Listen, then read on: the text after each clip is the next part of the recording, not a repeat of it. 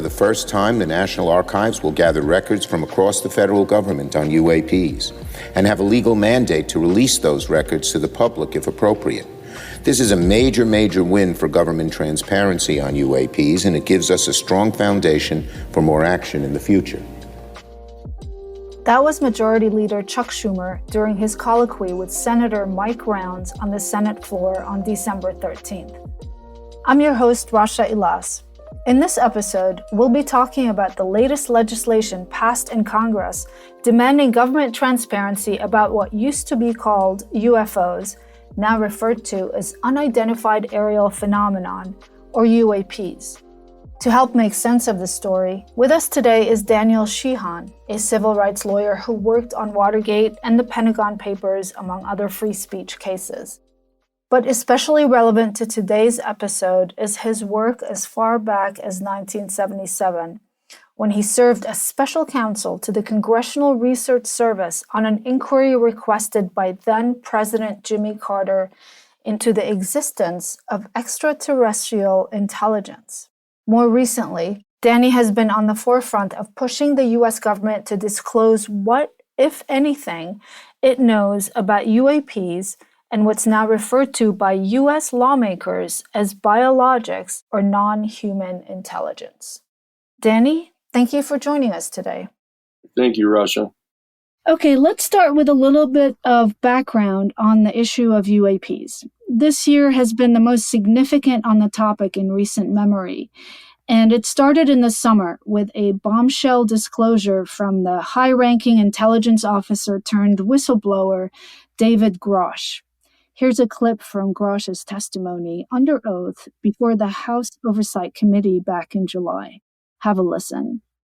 I became a whistleblower through a PPD 19 urgent concern filing in May 2022 with the Intelligence Community Inspector General.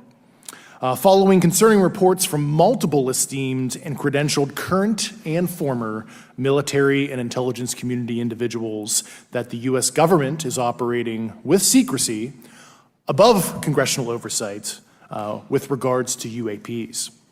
My testimony is based on information I've been given by individuals with a long-standing track record of legitimacy and service to this country, many of whom also have shared compelling evidence in the form of photography, official documentation, and classified oral testimony to myself and my various colleagues. I have taken every step I can to corroborate this evidence over a period of 4 years while I was with the UAP task force and do my due diligence on the individual sharing it.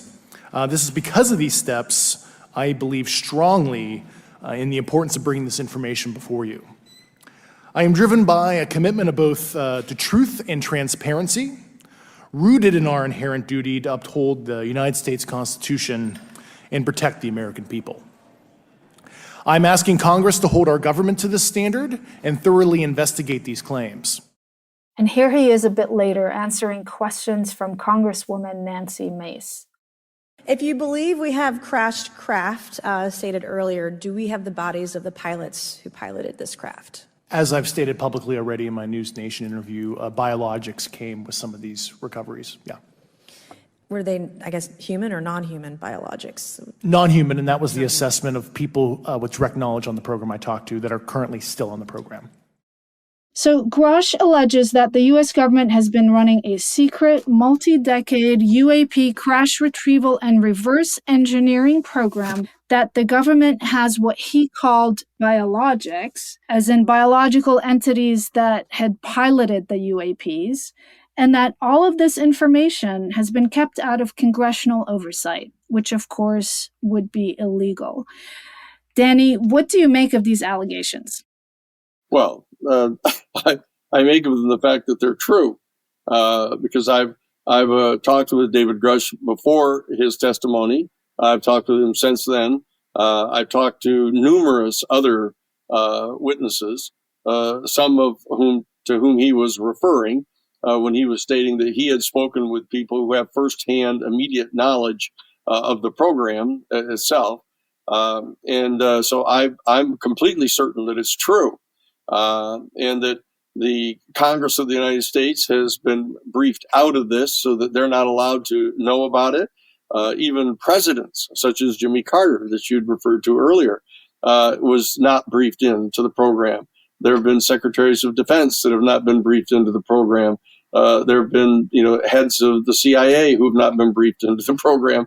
It's completely outrageous from a constitutional point of view that the government of our country, our elected leaders, have been excluded from access to this information. Now, I just want to get into the whole idea of a whistleblower and the legal protections that they have. And I would like you to walk us through how it works. I mean, it's my understanding that he first had to go to the Inspector General of the intelligence community, who basically found Grusch's allegations credible and urgent.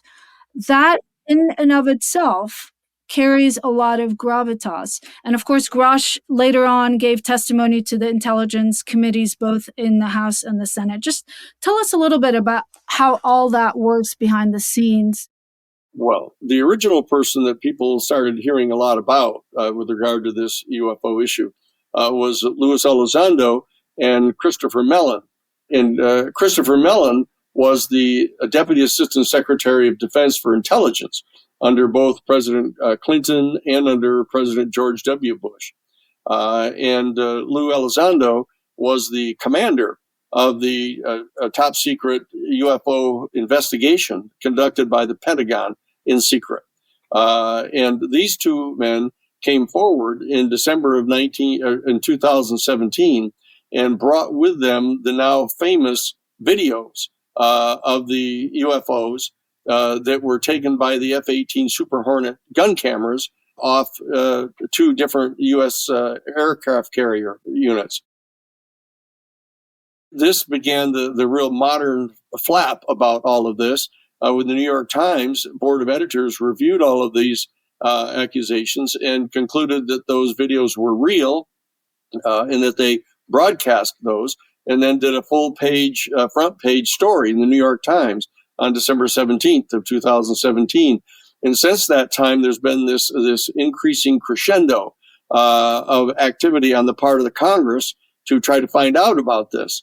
And that we succeeded in getting a statute passed in 2022, which was added to the National Defense Authorization Act of 2022, in which the potential whistleblowers were given protection by Congress, saying that nobody could undertake any kind of retaliation against anybody in the military or intelligence community who wanted to come forward to talk about this, as long as they went to a new organization that was being created back in 2022, and that was the All Domain Anomalous Resolution Office. And that was a special office that was set up under the aegis of the Defense Secretary of Defense and the Director of National Intelligence. It was a place for whistleblowers to come to, and they were authorized by the statute passed in December of 2022 to communicate the information to this new office that they knew about. What happened, however, during 2023 is that the whistleblowers ended up really not trusting that office because it was still under the control of the Defense Department and under the control of the intelligence communities, who were the government agencies that have been actively concealing this information. Okay. Let's back up a little bit, because you mentioned the 2017 New York Times report, which very much catapulted the story into the public realm, at least in recent memory. It was after that story, 2 or 3 years later, that the Pentagon came forward saying, yes, this video is authentic. That's right. Because Lou Elizondo, who had participated with Chris Mellon in bringing these videos to the New York Times, started being attacked by people in the Defense Department, saying there was no such program. They don't know who Lou Elizondo is. He's making this all up. And so Lou reached out to me to retain me as his attorney. And we prepared an official complaint, which we lodged with the Inspector General of the Defense Department, and then went and met with the Inspector General and his staff and conveyed to him and his staff the details of information to prove that Lou Elizondo was in fact the commander of the Advanced Aerospace Threat Identification Program in the Pentagon, that he in fact was exactly who he said he was, and that because of that, we also in that complaint demanded that the Defense Department start to put forth some sort of a protocol pursuant to which people inside the military and inside the American intelligence community could be authorized to come forward and to tell Congress what it is that they knew about this program, because Lou was extremely upset over the fact that he viewed this as being unconstitutional and illegal for this private sector and the deep, what they called unacknowledged special access programs inside the Pentagon were concealing this information, not only from Congress in general, but also from presidents and secretaries of defense and others. And so that this generated an undertaking on the part of the Congress to come forward to actually promulgate such a set of protocols. And that culminated in 2022 with the passage of the act that created the what they call the ARROW office, the All Domain Anomalous Resolution Office. And that was a place to which the whistleblowers could come and convey this information with protections against being retaliated against. The problem is that most of the people who had access to this information didn't trust that office, because, as I said, it was still under the control of the Defense Department and the Director of National Intelligence, and those were the people that were concealing it. Not only concealing it, but they were lying about it, actively lying to Congress, saying that they didn't have any such thing, there was no such program, they'd never recovered any of the UFOs, and that they still were maintaining that they didn't even think UFOs were real. So it wasn't, they weren't trusted. And so something else had to be done. And that's what accounts for the new law that has been proposed now in 2023, which we'll talk about. Okay. So David Grusch was protected by which law? Well, actually, it was interesting. He actually presented his proposed testimony to the United States Defense Department pre-publication screening group. And he was authorized by the Defense Department to testify as he did. So but he was still retaliated against. And people inside the Defense Department sicked a number of reporters on him and tried to castigate him, etc. And so it just confirmed the suspicions that other people had, that he wasn't safe in going forward to the office created in 2022. So the Congress realized that we needed more protection. Yeah, not just that, but it's my understanding that it's under investigation, the extent of retaliation that he's had to endure, including potentially a threat to life for him or for his wife, and all sorts of things that are still under investigation we don't know much about, but that's my understanding, correct? That is right. Okay, so back to my question about how, he went to the Inspector General, and, the fact that the Inspector General of the intelligence community found his allegations credible and urgent. I mean, that in and of itself, it says a lot. That's right. That's an additional dimension of verification of these. In Charles McCullough, who was the Inspector General for the intelligence community, came forward and actually retired and agreed to represent Colonel Grusch to actually protect him and defend him, and then was involved with others in coming forward to Congress, to the Senate Intelligence Committee. And then what we did is we opened up a pathway for these whistleblowers who didn't trust the ARROW office to come forward to bring the information to the Senate Intelligence Committee, who had all the proper clearances, et cetera.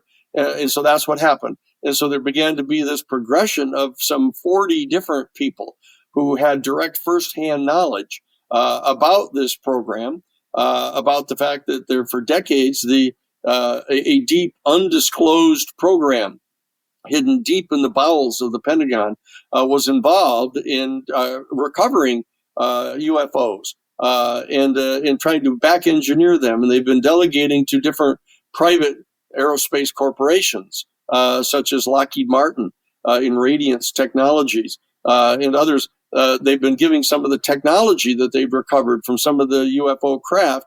Those companies were involved in trying to back engineer this information. When we discovered that what they were doing is trying to develop a weapons system using the technology, increased the amount of urgency in getting the United States Congress to be briefed in on what was going on so they could establish control over such a program and stop it if they chose to. Okay. I mean, so many questions, but we'll get to all those. Let's get back to the bill that was sponsored by Senate Majority Leader Chuck Schumer and Republican Senator Mike Rounds. They introduced some stunning language into that bill initially. What were they trying to do? Just tell us more about it. Well, the bill that was drafted by the Senate Intelligence Committee. And this was a bipartisan bill. Totally bipartisan. It was passed by the Senate Intelligence Committee 17-0. So every single one of the Republican senators, every single one of the Democratic senators all supported this bill. And it passed the United States Senate by 48-11. This bill was a 64-page bill to be inserted into the 3,500-page National Defense Authorization Act of 2023.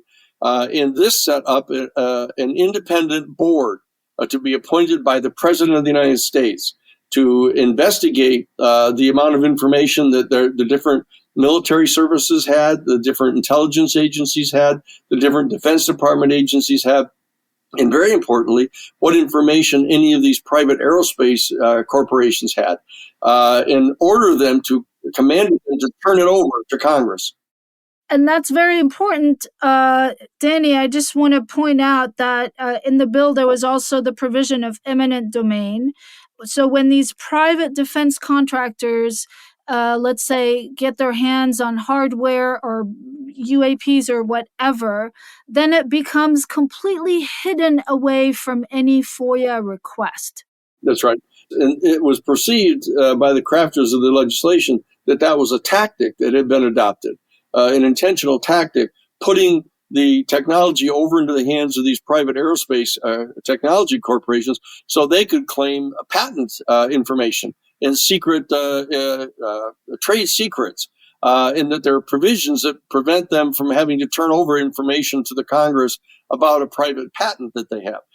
And so that the importance in this bill, the Schumer bill, was to give this independent board, a 9-person board to be appointed by the president, that they were to have the authority to exercise eminent domain to actually seize and return into the custody of the United States government any such UFOs and any of the technology that had been derived from it, and any of the information was to be turned over to this board. And this board, what they call basically the UFO Records Review Board is what it was called.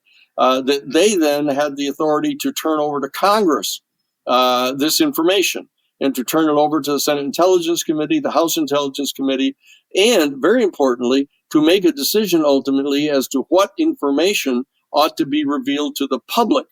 And that became a major bone of contention, as you might guess, because not only the private aerospace industry that wanted to keep it secret so they could develop it and make tons of money on it, but the CIA and the deep intelligence agencies and the undisclosed military programs that were going on didn't want the public to know about this. And so that they started, there was also a provision giving that board subpoena power. So if they thought that there was information that any one of the intelligence agencies or any one of the military services, for example, were not turning over to them, that they had the authority to subpoena them and take depositions, just like in a regular litigation, and go after them and hold them in contempt of court. They actually had a provision in there that authorized them to go to the Attorney General and have the Attorney General go to the federal district court and get a judicial order commanding them to turn over the information, or they could be put in prison for contempt of court. So this had major teeth in this bill to enforce the bill and to establish this completely independent agency operating under the control of the president to extract this information from the military services and the Defense Department intelligence agencies and from these private contractors and put it into the hands of Congress. And so this 64-page bill was passed unanimously by the Senate Intelligence Committee, with Republicans and Democrats agreeing, overwhelmingly passed by the United States Senate, and then was sent to the House of Representatives. That's where it started running into trouble, over in the Republican House there. Yeah, we'll get into the pushback in a second, but I also want to shed some light on how aerospace and defense contractors bid on contracts with the U.S. government. It's my understanding that the bidding process has to be fair. So contractors have to sort of have, if they have the appropriate clearance and all that stuff, they have to have equal access to the contract that the government is putting out there for bidders. If this is true, and if there were one or two aerospace contractors only that have had access to this incredible, paradigm shifting technology that some parts of the US government have been privy to, but not others, and all has been going on without the knowledge of Congress. And of course, if true, that would be very illegal. Isn't that also unfair to other aerospace contractors? In fact, it's illegal too.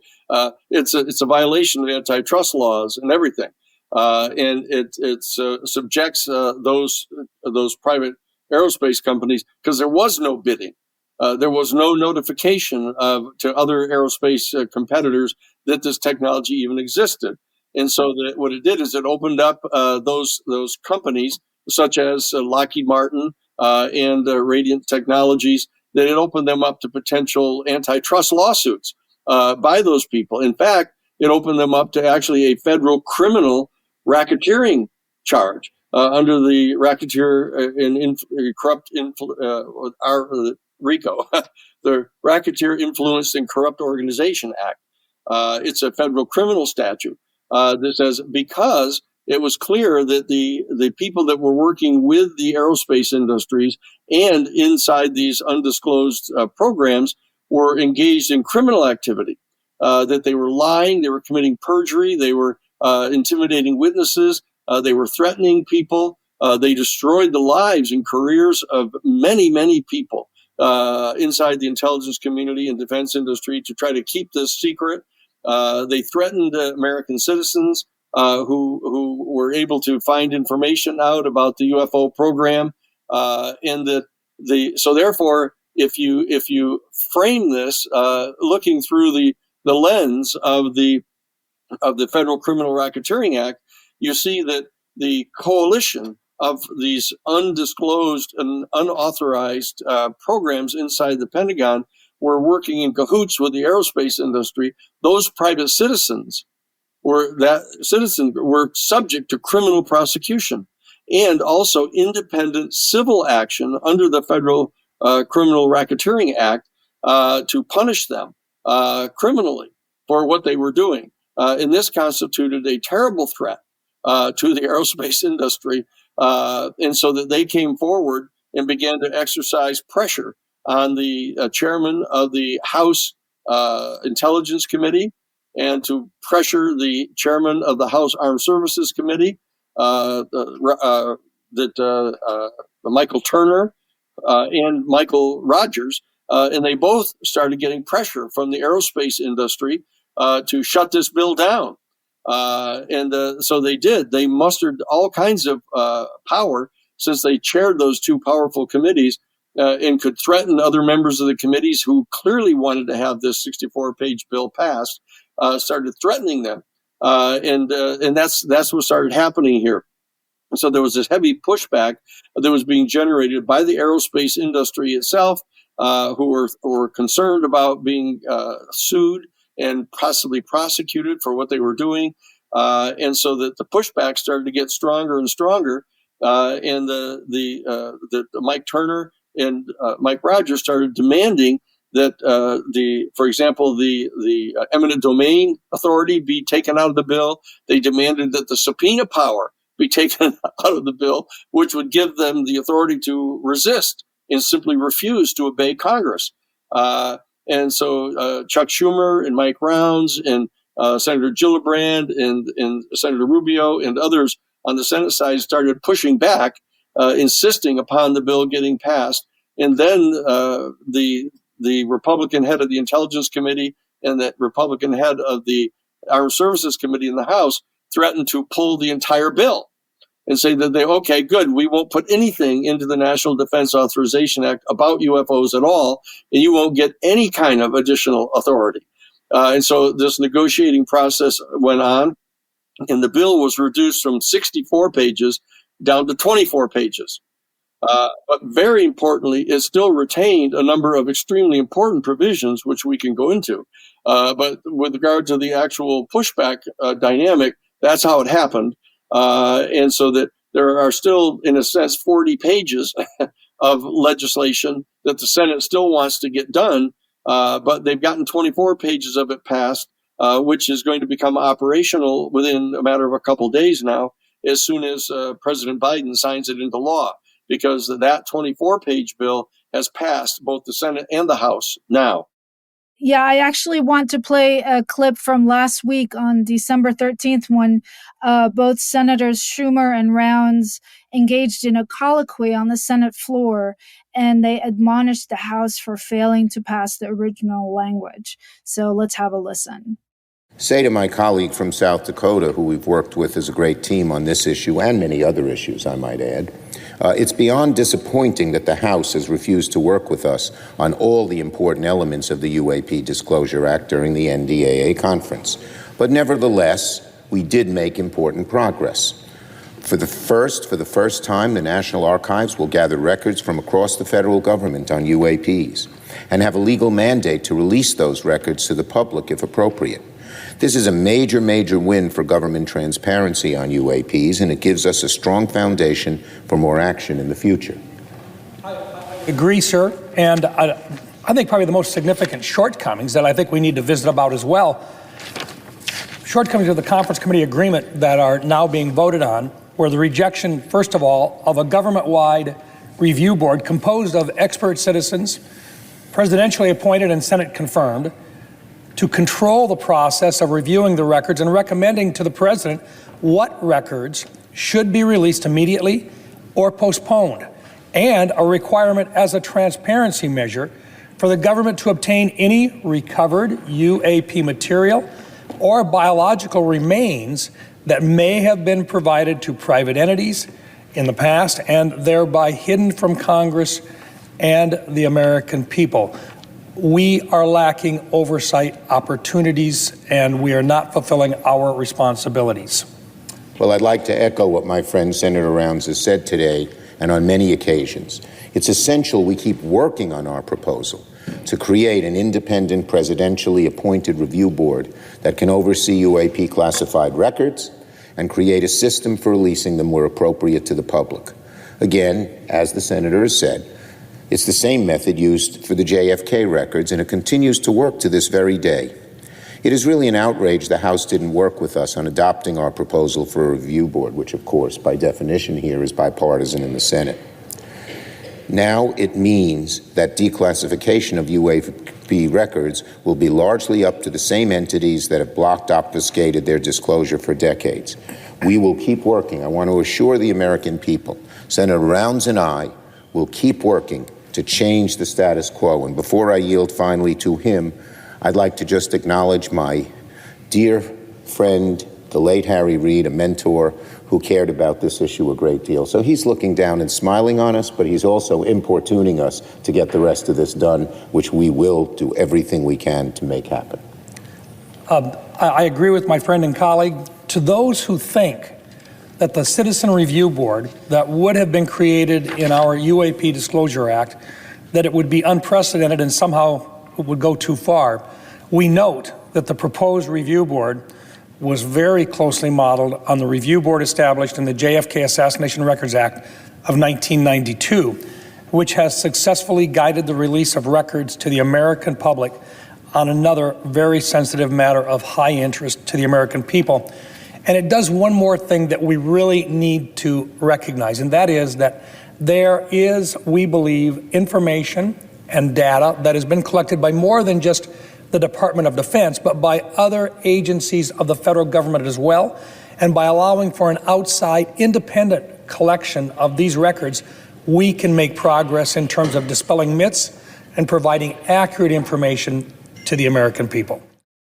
So yeah, Danny, tell us about it. It passed in a diluted form. What does this mean for disclosure moving forward?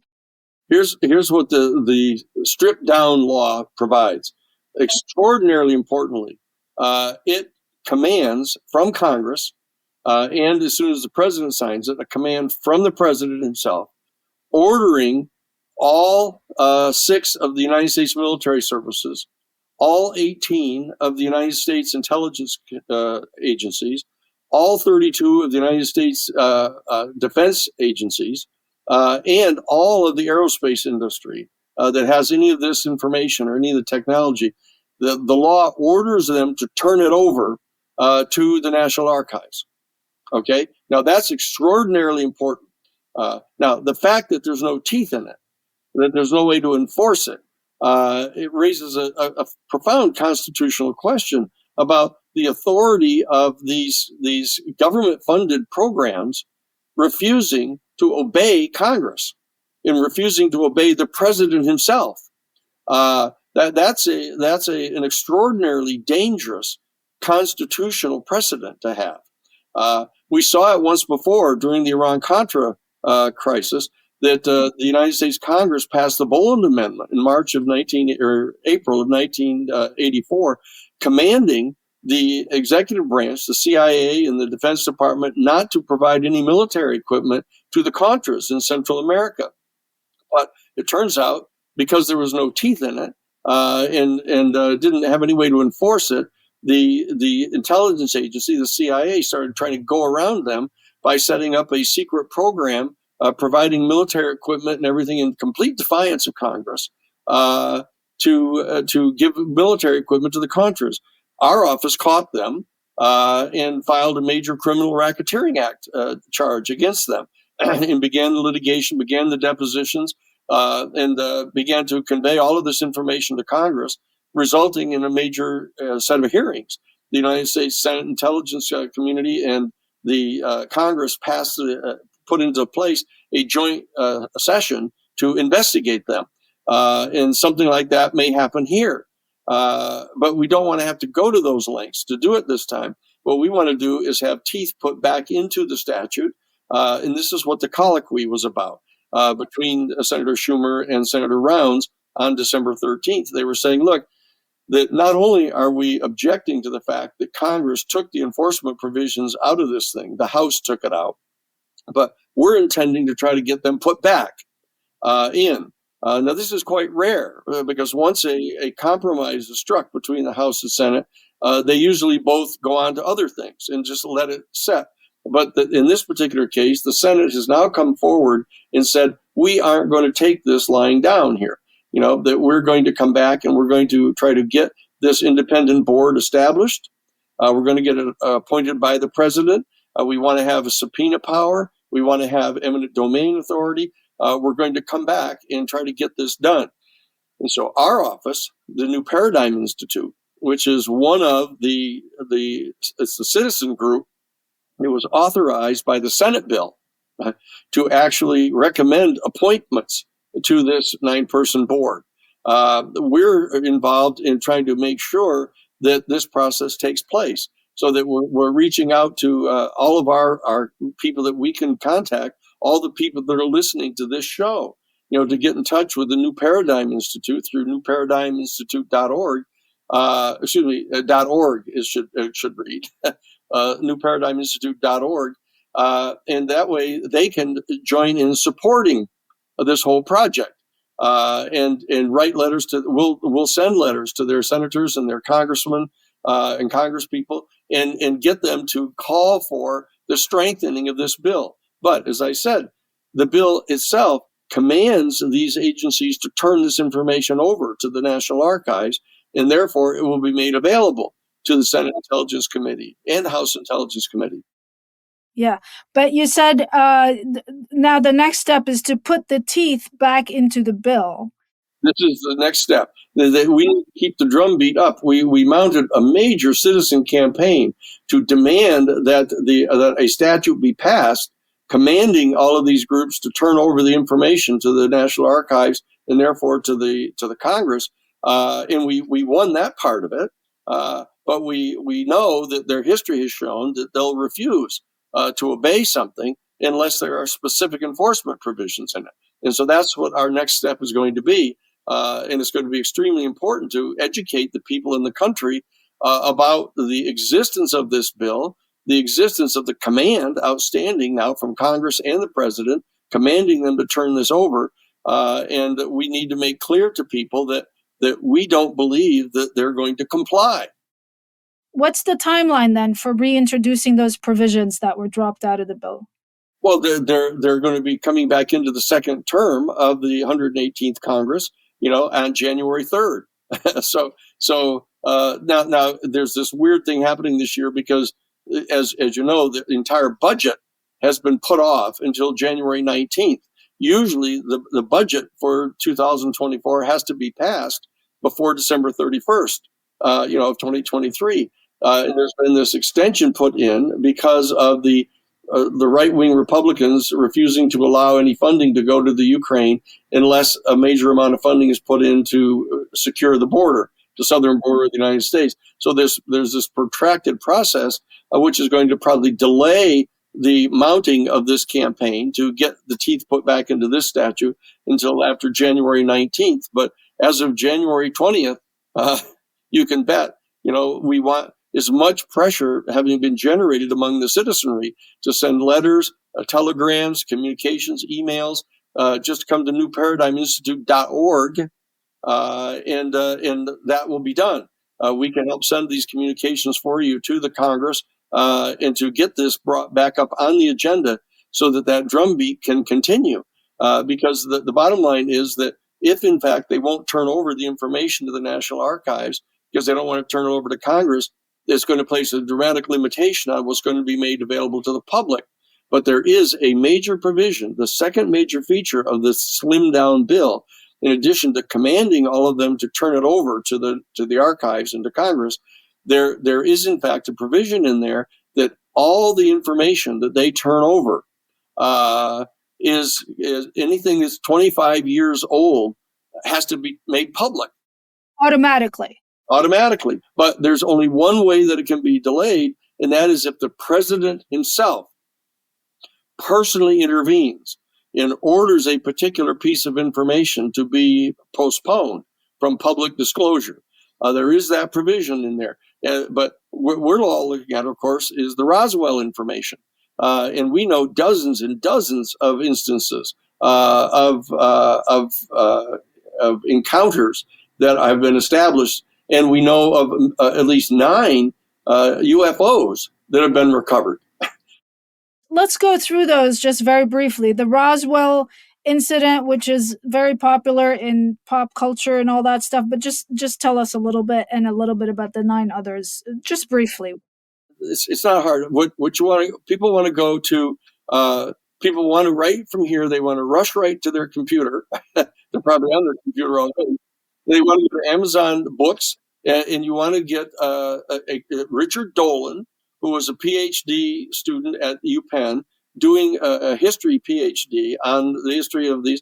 He has written a 2-volume compendium of these experiences. Okay, and it's Richard Dolan, Dolan, and the 2-volume work is called UFOs and the National Security State. Simple, UFOs and the National Security State, Richard Dolan.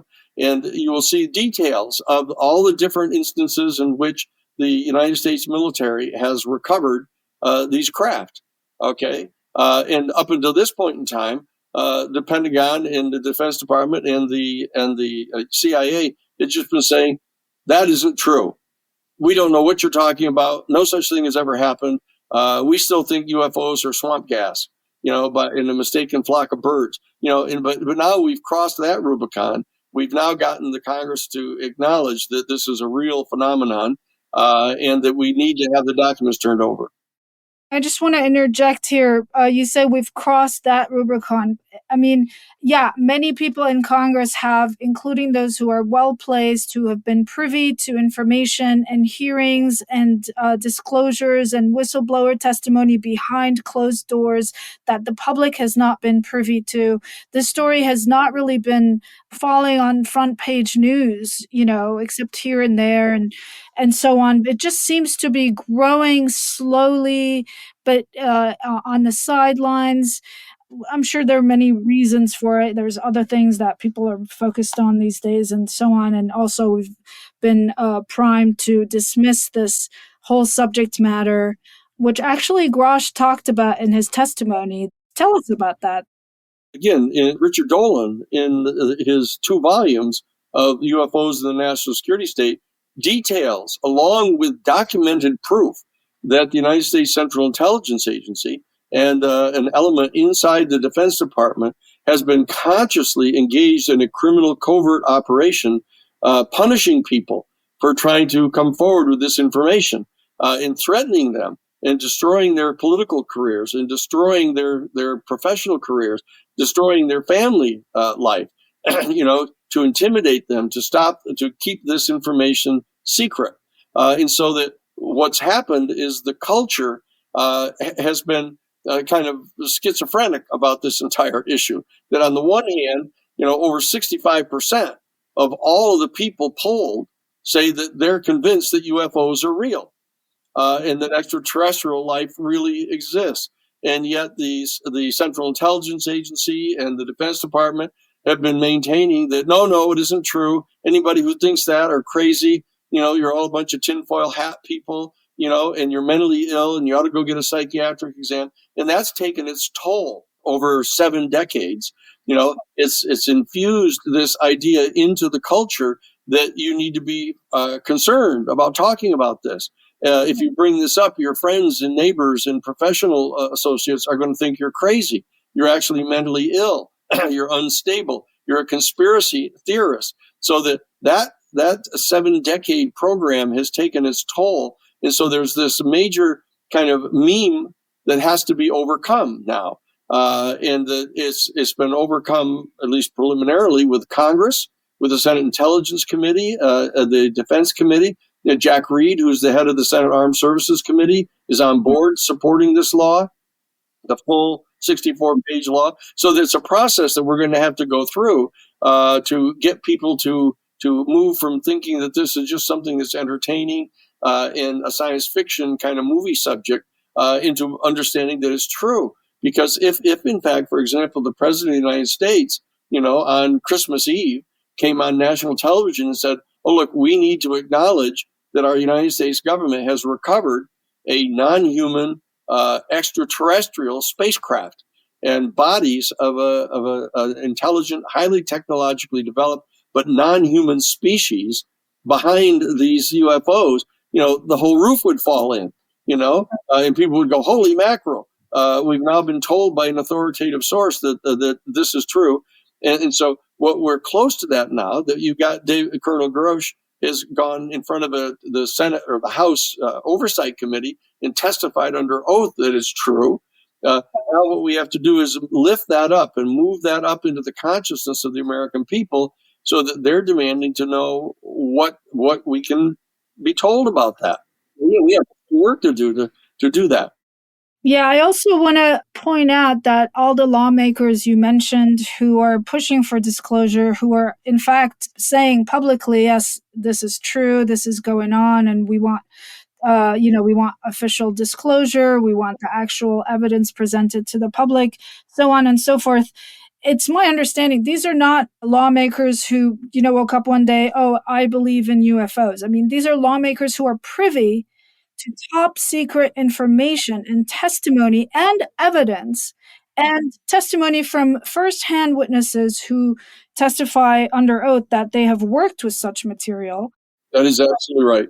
So we're not really dwelling in the realm of belief or disbelief right now here. We're just dwelling in the realm of who has access to what information, who the gatekeepers are, who has a right to know, and who's trying to push back on the right to know.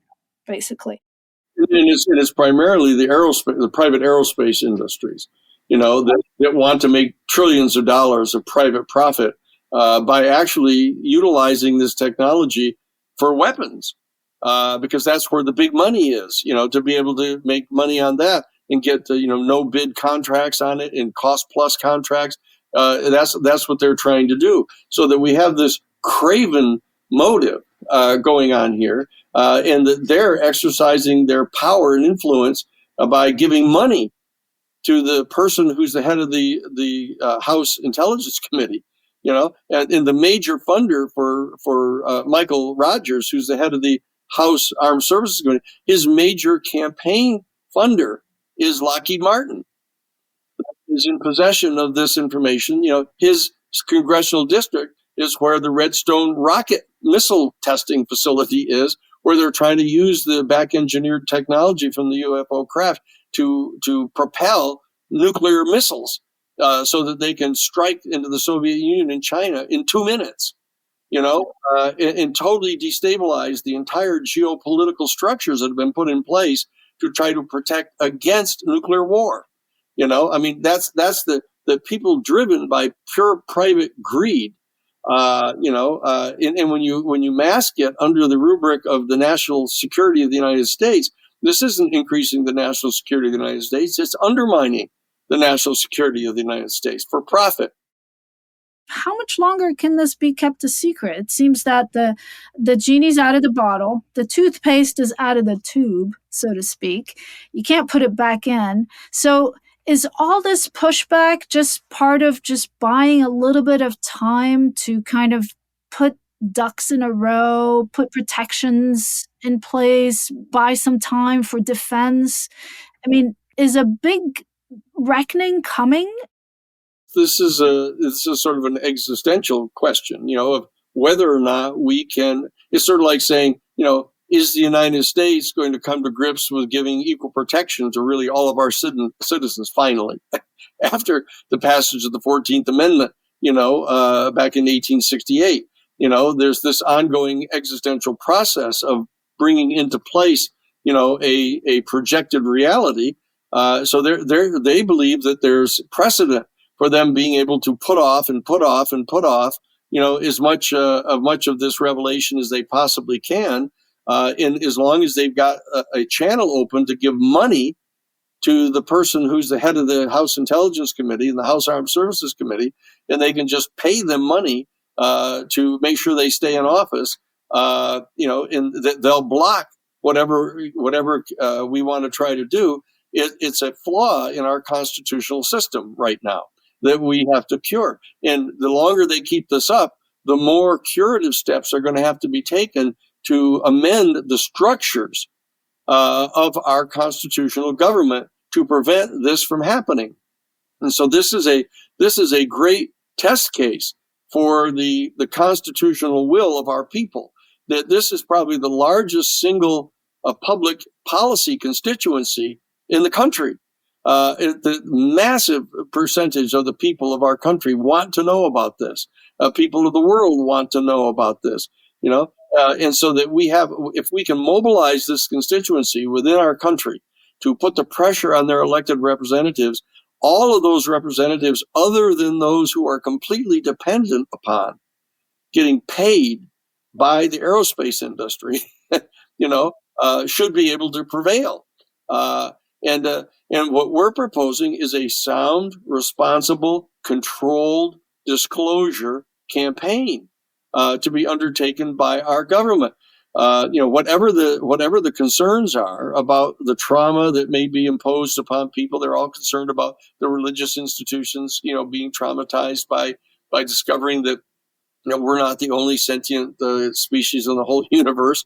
That they're afraid that the Catholic Church is going to respond the way they did to Galileo and to Copernicus. None of that's true. Where I started working on this in 1977 was the United States Jesuit headquarters.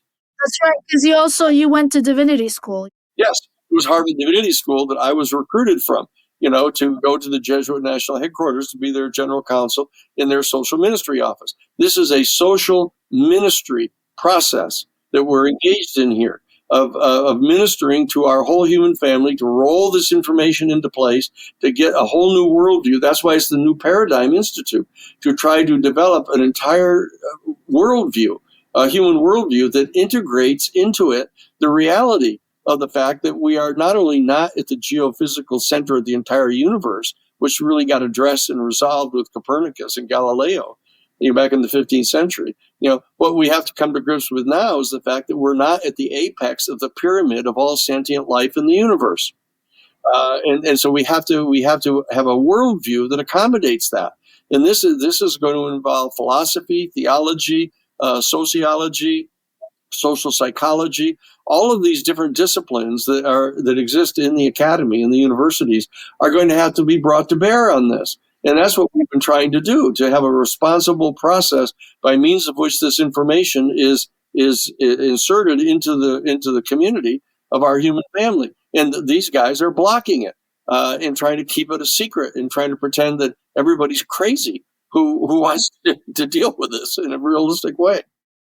Okay, so I mean, assuming everything is true, it seems there is the just mind-boggling paradigm shift of the sentient beings, the UAPs, and all that stuff, and their existence. That's one story. And then the other story is almost equally as crazy, and that's the level of corruption and secrecy and illegality that has been going on in the U.S. government in covering this up. You just used a phrase called controlled disclosure. How do you control the disclosure of these two completely wild, crazy paradigm-shifting stories that are very quickly appearing to be true? Well, the second issue that we need to deal with here is the national security state.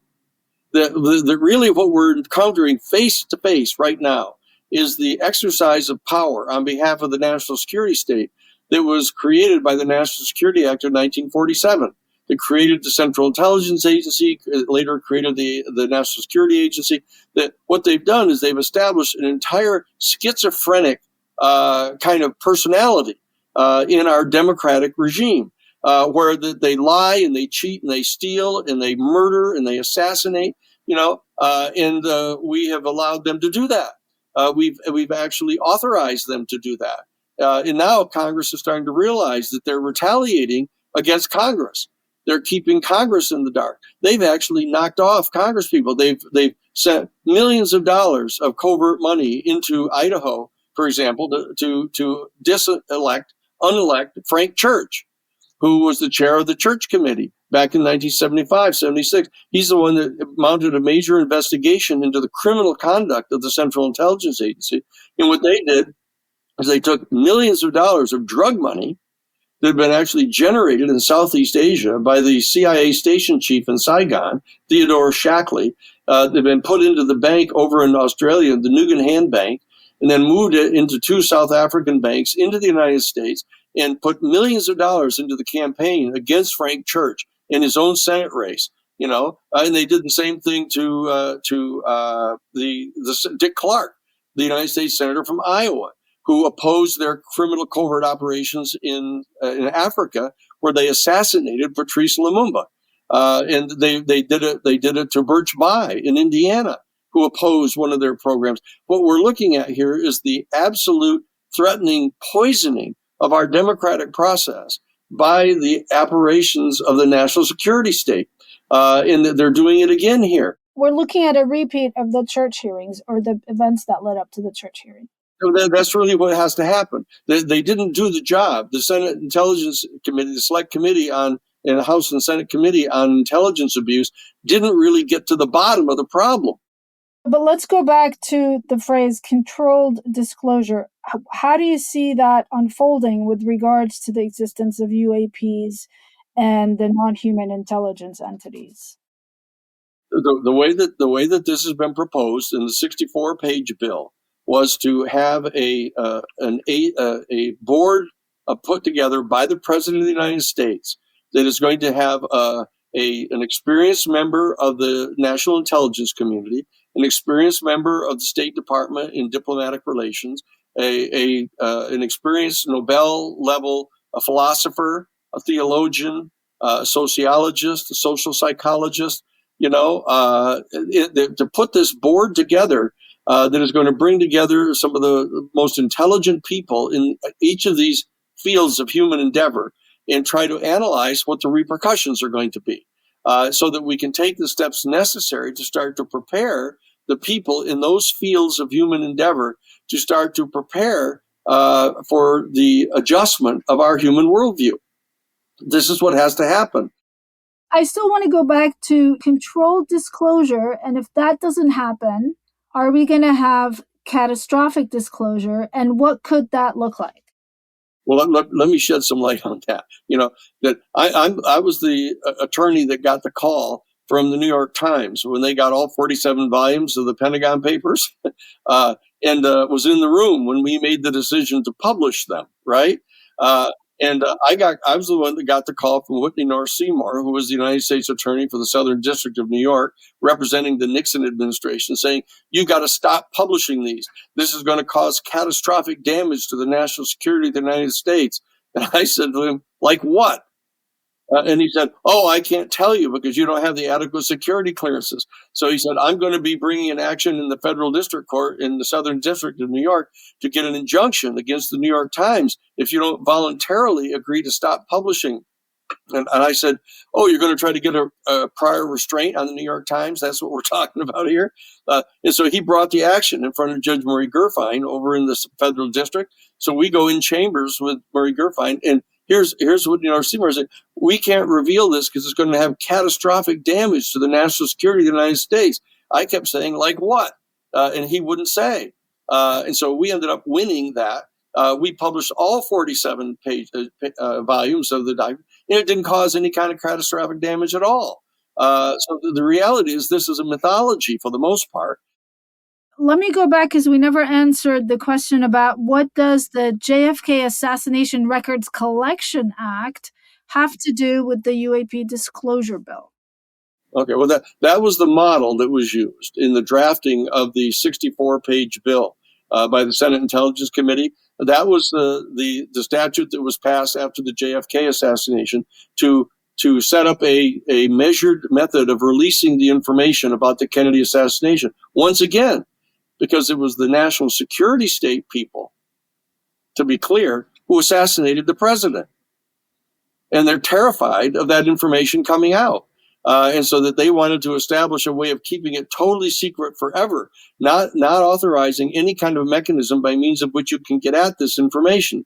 And the problem is that the authority that was left, they set up the JFK Documents Review Board to start bringing out the information periodically. They would review it periodically. They would bring out more information periodically, and more information is now becoming available. So the fact of the matter is that now, 85% of the entire people in the United States don't believe the Warren Commission report. They know that it isn't true. They know that Lee Harvey Oswald wasn't functioning alone. They know that he was an operative of the intelligence community. They know that he was directly involved with the CIA people in New Orleans. But the public still doesn't have the full picture. No, and that's why even though that's the general model that they use to set up this board, if we can give subpoena power to the board and give them the power of eminent domain, the fact of the matter is that they can succeed if we give that board more teeth than the JFK Review Board had. So we have a model to use, and we say, look, the response is exactly as you say. But look, we still don't even know. I mean, the fact is, we do know. The fact is, I've taught a full course at the University of California, 20 90-minute lectures on the Kennedy assassination, to the point of naming who the people are who killed him. Do we know who the structure was? We know what. Just go on our website. The Romero Institute has got resources. There's 20 lectures there that tell all about the Kennedy assassination. It shows what we have been able to find out. But the aim with the UAP legislation is to put more teeth so that it doesn't take 60 more years for just barely some of the information to come out. That's exactly right. There's a 7-year statutory period that was part of the 64-page bill. So it's quite clear that what they're planning is a 7-year controlled disclosure. and we've been waiting for 75 years now for this information. So choreographing this and feathering it into the culture over a 7-year period, even though some of the people I say that's outrageous, we ought to get it all right now, just dump it on us, tell us everything, would say, look at, that we're in charge here of trying to propose a responsible choreography of rolling this information out. At the same time, we have the churches reform themselves, the other institutions in our country, the universities prepare for this so that they can start to put together faculty that are capable of teaching this. That there's a whole structure that has to be put in place to be able to process this information and get it integrated into our institutions. Let me just loop back to what you said earlier. So now with the current legislation as it is, assuming it doesn't grow teeth back and it remains in its current form, so as soon as President Biden signs it into law, any information, no matter how classified it was, no matter which agency, which military branch, gets to go to the National Archives, unless, of course, the president intervenes and says, no, we don't want this to go to the National Archives.